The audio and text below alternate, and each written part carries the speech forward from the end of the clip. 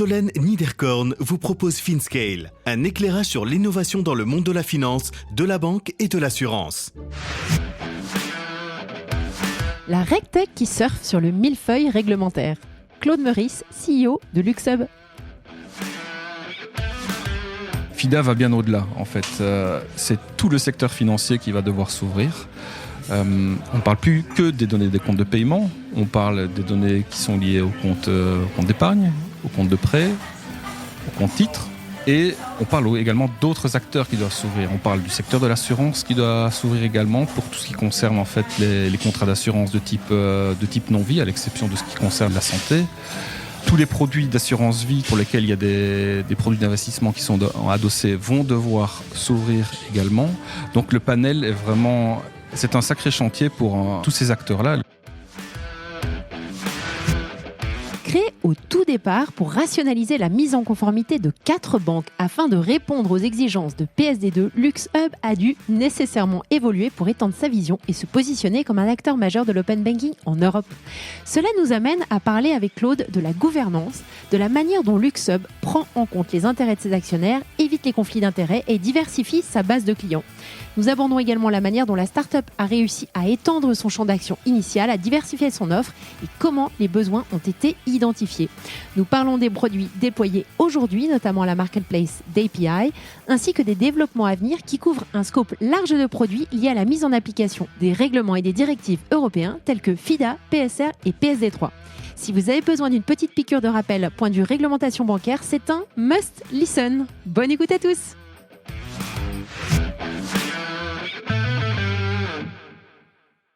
Bonjour à tous, bonjour Claude. Bonjour Solène. Hyper contente de te recevoir sur FinScale. Ça faisait un petit temps que je voulais parler de Luxhub. En fait, j'ai une espèce de liste déroulante avec plein d'invités sur ma wishlist. Et donc, j'avais Luxhub et je suis ravie que tu viennes nous en parler. Est-ce que je pourrais te demander, s'il te plaît, de te présenter aux auditeurs ? Oui, bien sûr. Je suis un ingénieur de formation. J'ai complété cette formation-là par un master en business administration. Donc, j'ai à la fois le côté technique et on va dire le côté business. J'ai toujours travaillé en fait dans le secteur financier ou pour le secteur financier après mes études. J'ai démarré à Bruxelles chez Euroclear, JP Morgan, dans des équipes d'infrastructure IT. J'ai travaillé là pendant 3 ans et puis après je suis arrivé directement à Luxembourg au sein de BGL BNP Paribas et je suis resté là pendant 20 ans. Bien entendu, j'ai connu les différents noms de BGL BNP Paribas. C'était Banque Générale de Luxembourg, Fortis Banque Luxembourg. Ça a vachement changé, ouais. Ça a beaucoup changé. Mais j'ai toujours travaillé en fait dans les équipes d'infrastructure, mais quand je suis venu à Luxembourg, j'avais quand même l'intention d'être plus proche en fait des métiers et de travailler dans des projets qui sont en relation en fait avec les canaux digitaux et les canaux clients. Au travers de ces 20 ans d'expérience, j'ai occupé différents types de rôles. J'étais chef de projet, architecte, team leader à Luxembourg, mais aussi dans un contexte, on va dire peut-être un peu plus international aussi, parce que faisant partie du groupe Fortis à l'époque 2005-2008, on a pas mal voyagé en Belgique, aux Pays-Bas. Et après 2008, j'étais aussi impliqué dans pas mal de groupes de travail au niveau du groupe BNP Paribas. Et en 2017, en fait, j'ai participé au groupe de travail qui ont mené en fait à la création de Luxhub au niveau de la place. On va revenir après sur les origines de Luxhub. Fin 2017, j'ai pu proposer en fait ma candidature en tant que COO au niveau de la société, donc avec un rôle du côté des équipes IT et des équipes Operations. Et on a démarré en fait la société avec 4 personnes en mai 2018. Je m'en souviens. Depuis, la société a bien grandi. De 4 employés, on est arrivé maintenant à plus d'une trentaine de personnes. Et on a pu étoffer notre offre de services sur le volet conformité, sur le volet connectivité, dans le domaine de l'open banking. Et au premier trimestre de cette année, j'ai repris le rôle de CEO au sein de Luxhub avec pour objectif en fait de faire grandir Luxhub au-delà du périmètre open banking. On parle de l'open finance et les nouvelles réglementations européennes qui viennent de sortir, je pense, vont nous y aider et je pense qu'on va y revenir dans la suite de l'épisode. Exact. Bon, alors comme tu le disais, LuxHub, c'est une drôle de bestiole qui a quand même comme particularité que ses actionnaires sont, en tout cas ses tout premiers clients, ses principaux clients en tout cas, au moment où ça a été lancé. Et donc, il y avait un sujet que je trouvais intéressant à creuser avant qu'on rentre sur ce que vous faites maintenant, aujourd'hui, parce que ça fait quelques années que vous existez. C'est tout le volet de la gouvernance. Donc, voilà, savoir gérer tout ce qui va être les conflits d'intérêts, les soucis de dépendance vis-à-vis de clients captifs, donc de problématiques de diversification des revenus, etc. Donc peut-être, je pense, intéressant, ce serait sympa que tu reviennes un petit peu sur la genèse et qu'on comprenne à quel pain point LuxHub, au tout départ, était censé répondre et est encore aujourd'hui en train de résoudre pour ses clients au Luxembourg et en Europe. Oui, tout à fait. Donc, en 2017, en fait, il y a plusieurs banques luxembourgeoises ici sur la place qui ont décidé de se mettre autour d'une table pour regarder s'il y avait moyen, en fait, de mutualiser les efforts qui allaient être nécessaires pour mettre en œuvre, en fait, la deuxième directive sur les services de paiement. Même si cette DSP2 datait de 2015, il y avait quand même un certain nombre de textes qui étaient en attente, les fameux textes de niveau 2 au niveau européen, les RTS, etc. La mise en application effective de la DSP2 pour les banques arrivait seulement en 2019. Mais bon, les banques se rendaient bien compte à ce moment-là que l'effort, en fait, pour pouvoir se mettre en conformité vis-à-vis de cette directive allait être assez important. Donc, ils ont essayé de se mettre ensemble autour d'une table et de voir s'il y avait moyen de mutualiser ces efforts. Au final, je veux dire, au terme des discussions, il y a 4 banques qui sont restées, les 4 actionnaires de LuxHub, donc Sparkasse, BGL, Post et Raiffeisen. Et je pense que c'était la bonne approche quand on regarde, en fait, les investissements que les banques européennes ont dû consentir, en fait, pour pouvoir mettre en place les plateformes DSP2. Mutualiser les efforts était certainement un très très bon choix pour des banques, je veux dire, de taille moyenne ou de taille petite. Voilà, les banques au Luxembourg, même les tiers 1 sont considérées plutôt comme des banques de taille moyenne ou de taille petite à l'échelle européenne. Les grandes banques à l'échelle européenne de type tier 1, des groupes comme BNP, ING, etc., ont la capacité et les moyens de mettre en œuvre les plateformes techniques. Mais ici, je veux dire, sur une échelle aussi petite que celle du Luxembourg, ça valait le coup, en tout cas, de mutualiser les efforts. Donc voilà, ça a abouti en fait à la création de LuxHub avec ces quatre actionnaires, afin d'aider évidemment les 4 actionnaires de se mettre en conformité par rapport à cette réglementation DSP2, mais il y avait également aussi très clairement un objectif commercial, c'est de pouvoir proposer cette plateforme mutualisée à destination des autres acteurs de la place, que ce soit les acteurs bancaires ou les acteurs de type IMI, puisqu'ils sont aussi concernés par la DSP2, au Luxembourg, mais aussi ailleurs en Europe. Donc voilà, notre plateforme n'était pas conçue spécifiquement pour le Luxembourg, et on a pu aussi également attirer, en fait, des clients en dehors du territoire luxembourgeois. Alors, quand tu disais tout à l'heure que voilà, nos actionnaires sont nos principaux clients, oui, on a démarré effectivement avec nos 4 actionnaires, mais depuis 2-3 ans, je veux dire, nos actionnaires ne représentent plus la majorité de notre chiffre d'affaires. On a pu se diversifier à la fois en termes de clients et en termes de géographie, en termes de produits également.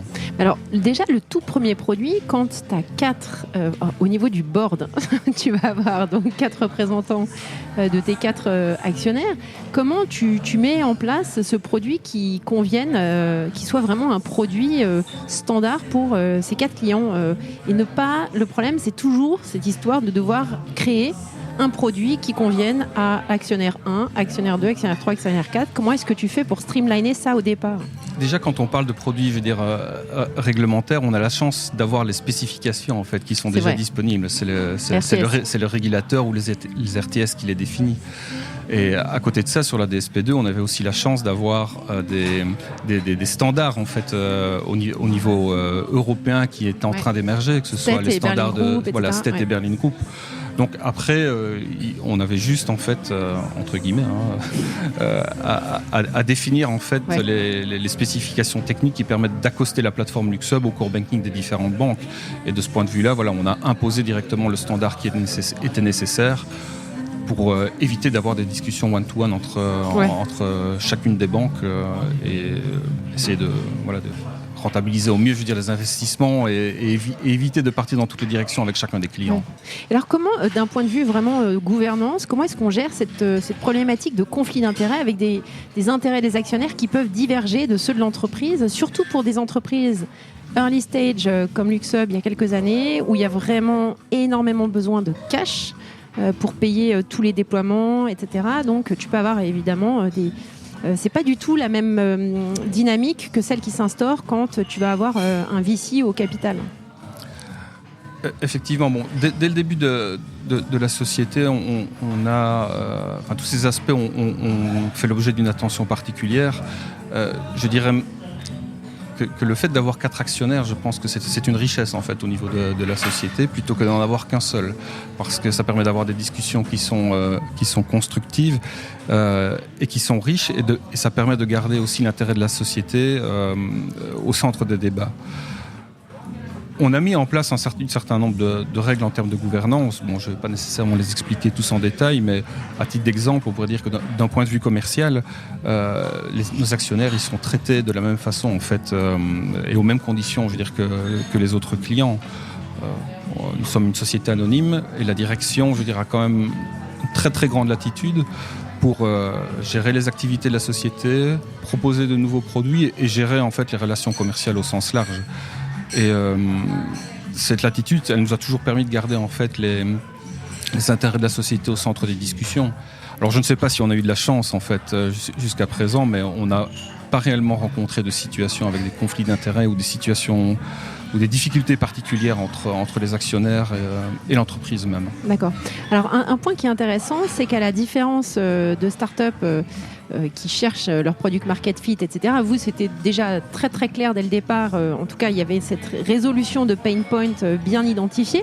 Une fois que ça s'est fait, une fois que tes clients sont aux normes de PSD2, et puis quelque part que tous les acteurs de la place qui doivent se mettre aux normes PSD2 et ouvrir ces API, etc., ont déployé leurs produits, comment est-ce que tu passes dans une autre vision, c'est-à-dire une vision où tu vas justement développer plein de nouveaux use cases autour de l'open banking, et comment est-ce que même en interne, dans la culture même, que ça tu peux en témoigner parce que tu es là depuis le tout départ, comment est-ce que la culture a évolué pour justement être dans une approche plus du tout, je dirais presque maîtrise d'ouvrage d'un côté, qui était peut-être celle du départ, à une approche plus start-up, à aller chercher des nouveaux marchés, tester de nouvelles choses, pivoter, etc.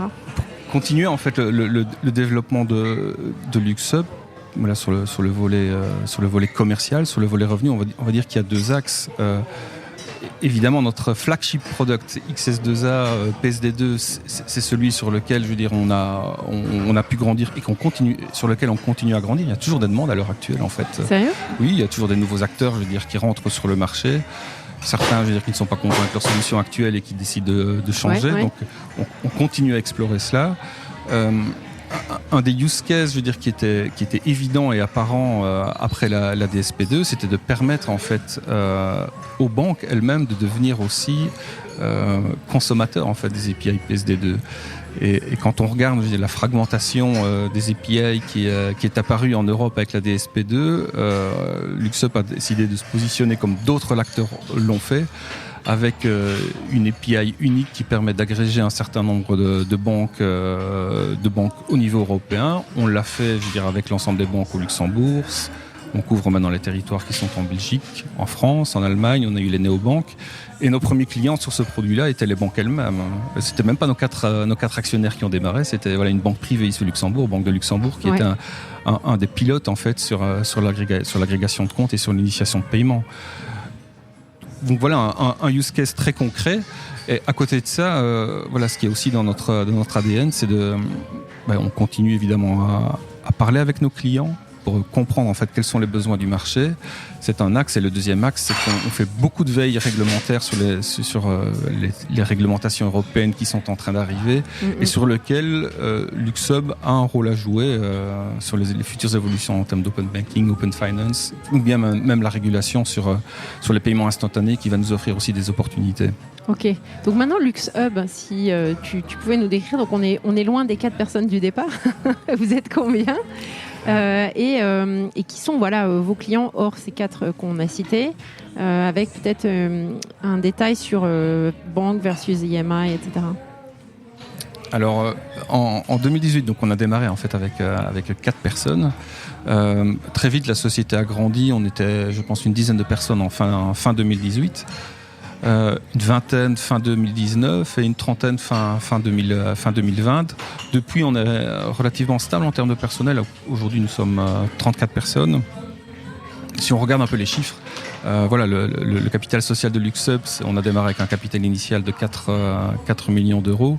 On a eu une augmentation de capital en cours de route. On est maintenant à 11,4 millions d'euros de capital. Nous avons pu conquérir une soixantaine de clients sur 10 juridictions différentes quand même. Top. On a 2 licences. Une licence qui est très particulière au Luxembourg, qui est la licence de PSF de support et qui permet de faciliter pour les banques de la place l'accès à des services externalisés.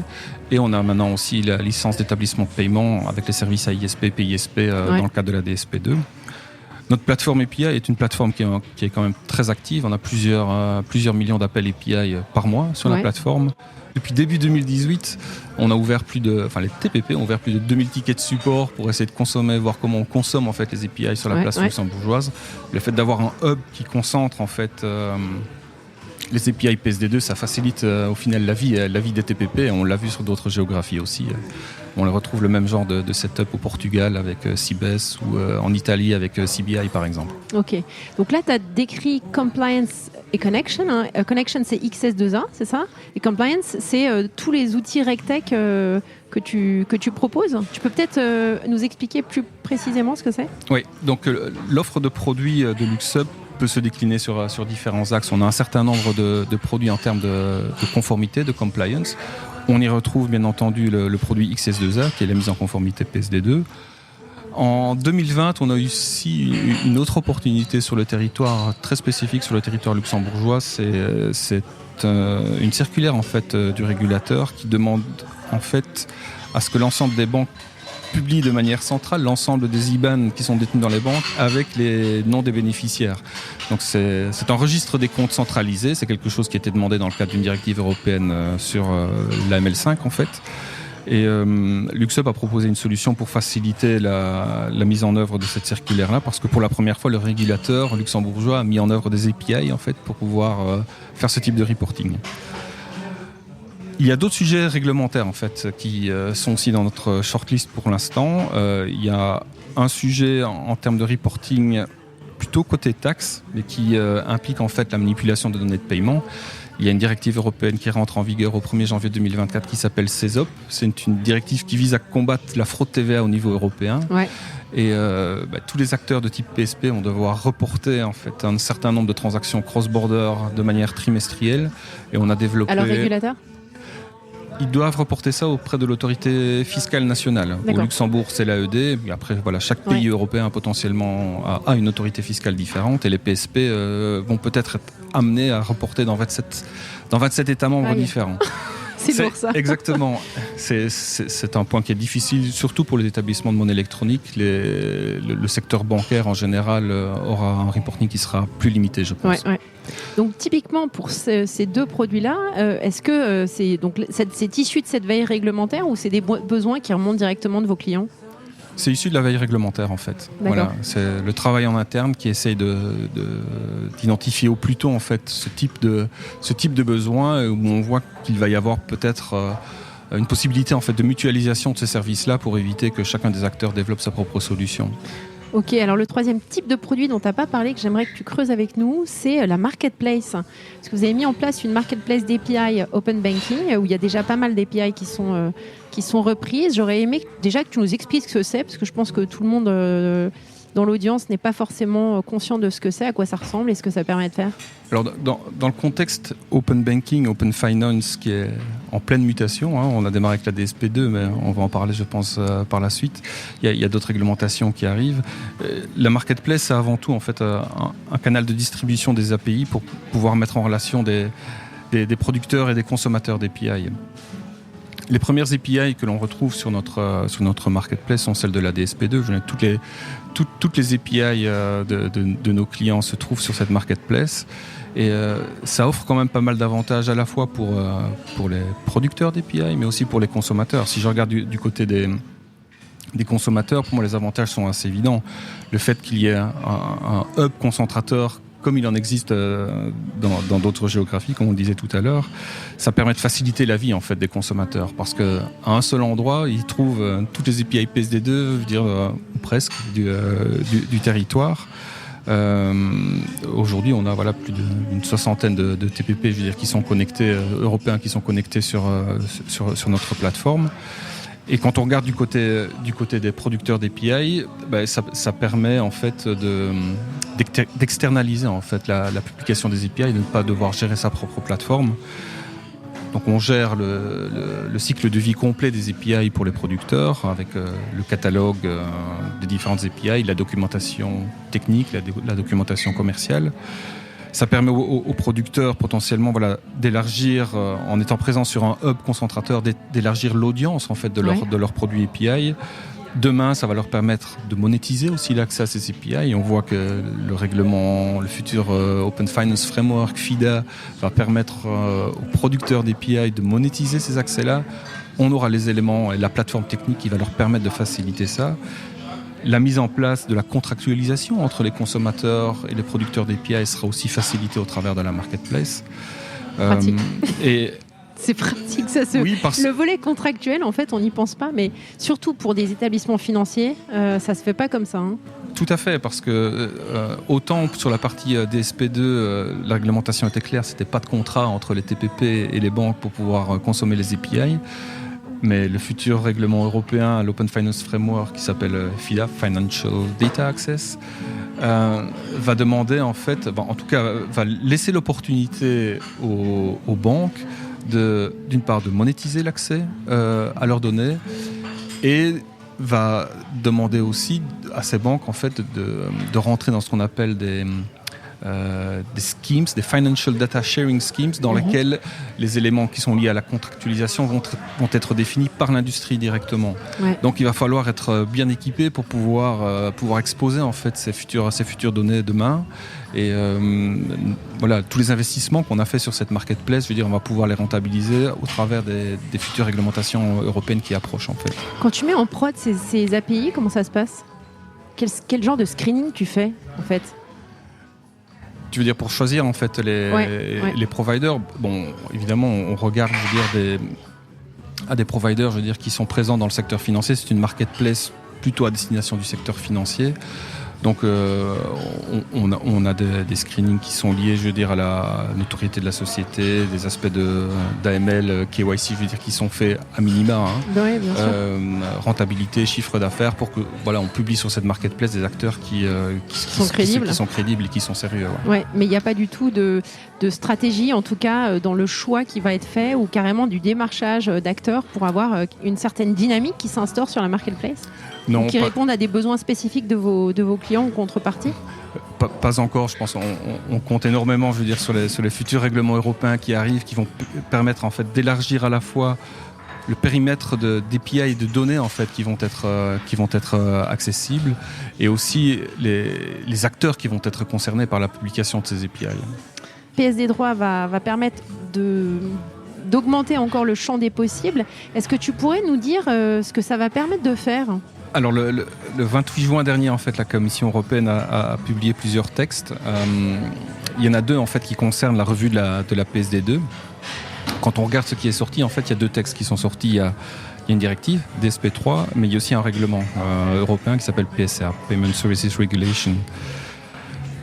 En fait, si on regarde bien cette revue DSP2, c'est plus une évolution en fait de la DSP2 plutôt qu'une révolution. La DSP2 évolue avec deux textes, DSP3 et le règlement PSR, qu'on peut appeler PSR 1, c'est le premier. Chouette. Mais paradoxalement, en fait, les évolutions des dispositions de la DSP2 ne se retrouvent pas dans le règlement, ne se retrouvent pas en fait dans la DSP3, mais se retrouvent plutôt dans le règlement européen. Et ça, c'est une différence aussi. Avant, la DSP2 c'était une directive, donc qui nécessitait une transposition dans chacun des États membres. Je pense que la Commission a voulu imposer en fait un texte de manière forte directement aux États membres sans devoir nécessiter une transposition locale dans chacun de ces États membres, parce qu'on a bien vu que dans le cadre de la DSP2, il y a eu pas mal d'interprétations en fait au niveau des textes. Et si on regarde les éléments clés en fait qui ressortent au niveau de la DSP3 ou de PSR1, d'une part, c'est le fait que ce soit un règlement européen et plus une directive. Ouais. L'obligation pour les banques d'avoir une interface dédiée. Si on regarde les RTS, une banque pouvait être on va dire compliant avec la DSP2 sans devoir nécessairement mettre en place des API. Ici, l'obligation est d'avoir une interface dédiée. Élément qui va un peu à 180 degrés de ce qui était fait dans le cadre de la DSP2, c'est que maintenant les banques vont avoir l'obligation de mettre en place ce qu'on appelle un permission dashboard. Donc c'est permettre en fait à leurs utilisateurs finaux de pouvoir gérer les accès qu'ils ont donnés au TPP. Avant, c'était pas autorisé presque de mettre en place ce type de dashboard. Maintenant, voilà, c'est un virage à 180 degrés de la part du régulateur, et je pense que c'est ça parce que voilà, les utilisateurs finaux ont le droit de savoir avec qui ils ont partagé les données pour qu'au moins ils puissent s'en rappeler et éventuellement enlever ces permissions à un moment donné. C'est clair. Et ce qui va changer aussi, et je pense que ça va dans une bonne direction pour permettre peut-être une meilleure adoption au niveau de la DSP2, c'est que le renouvellement du consentement tous les 180 jours, du côté de la banque, va disparaître. Ce sera l'ISP en fait qui va lui pouvoir gérer lui-même le renouvellement du consentement tous les 180 jours. Et élément important aussi, c'est que le régulateur a clarifié en fait l'ensemble des textes qui étaient sujets à interprétation. Quand on parle des textes, voilà, il y avait la directive, les RTS, les guidelines, les opinion papers, les Q&A. Tout ça maintenant se retrouve bien costaud quand même. Voilà, le millefeuille était assez impressionnant, effectivement. Et voilà, toutes ces notions d'obstacles ont été clarifiées pour avoir une interprétation, on va dire, un peu plus uniforme et imposée au travers d'un règlement. Et alors, est-ce que tu penses que ça va améliorer la stabilité des API ? Parce que moi, je trouve ça absolument pénible en tant qu'utilisatrice d'avoir des API instables auprès de certains établissements financiers et qui freinent énormément le développement de beaucoup de fintech. Alors, je ne sais pas si c'est un problème d'instabilité ou c'est un problème d'expérience aussi utilisateur qui freine aussi cette adoption.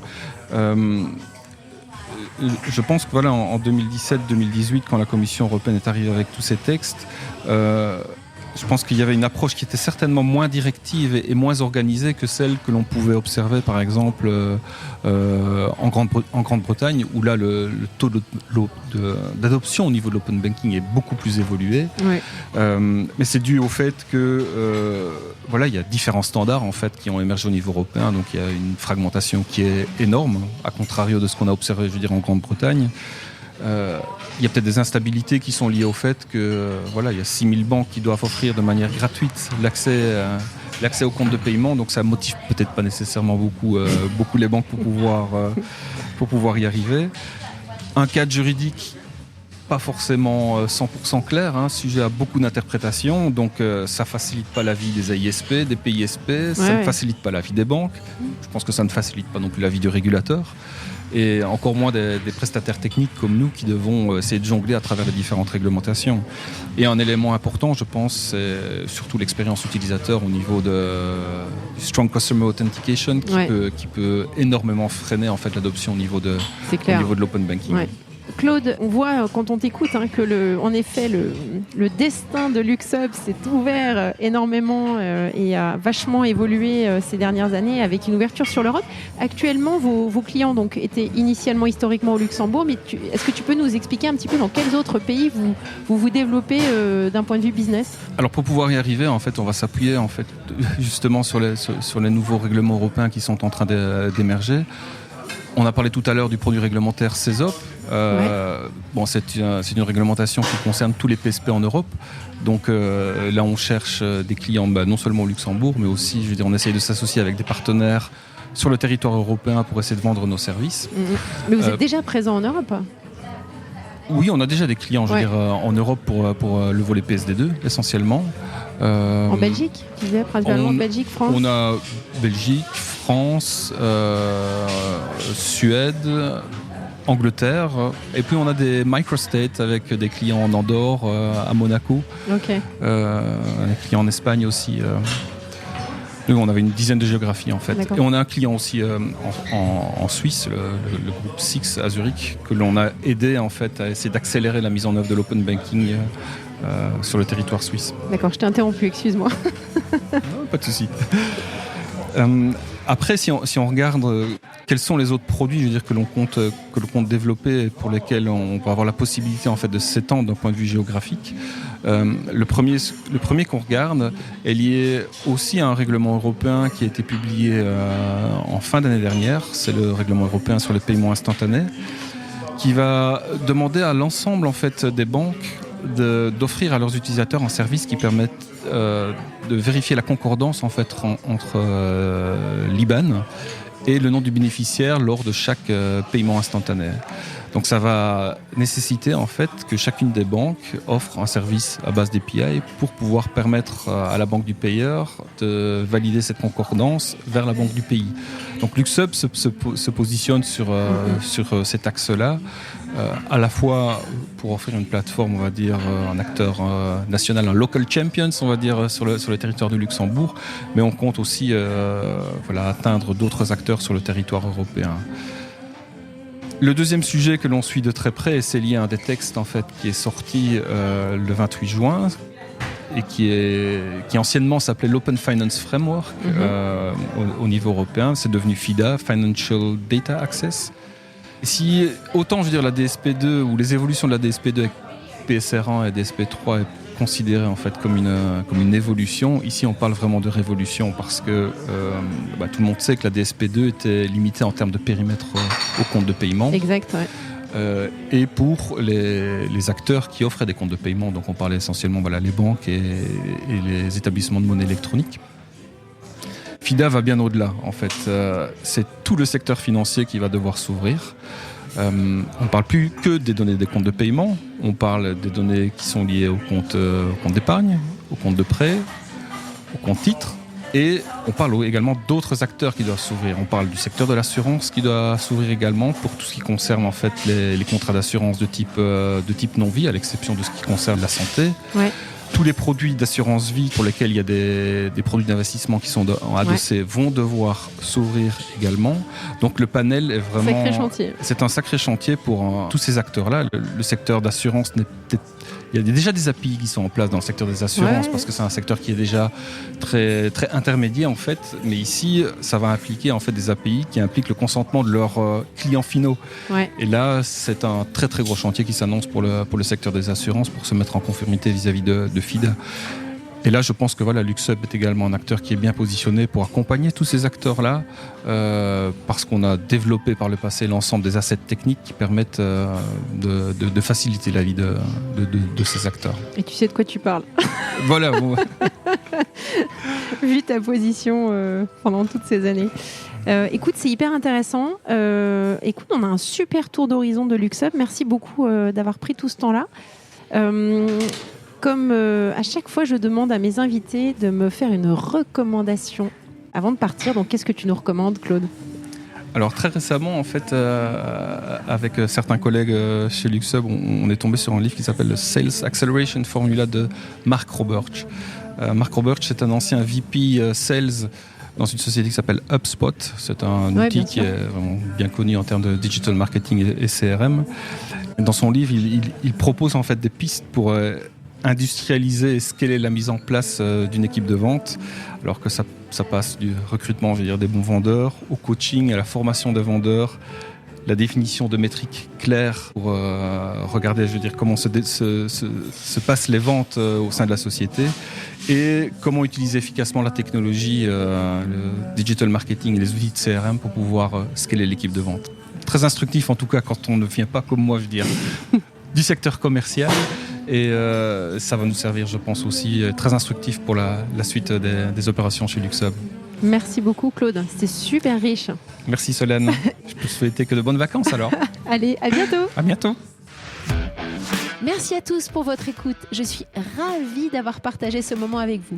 N'hésitez pas à me contacter sur Twitter ou LinkedIn pour me faire part de vos commentaires ou de vos réactions. Et je compte sur vous pour noter cet épisode sur vos plateformes de podcast préférées. À la semaine prochaine.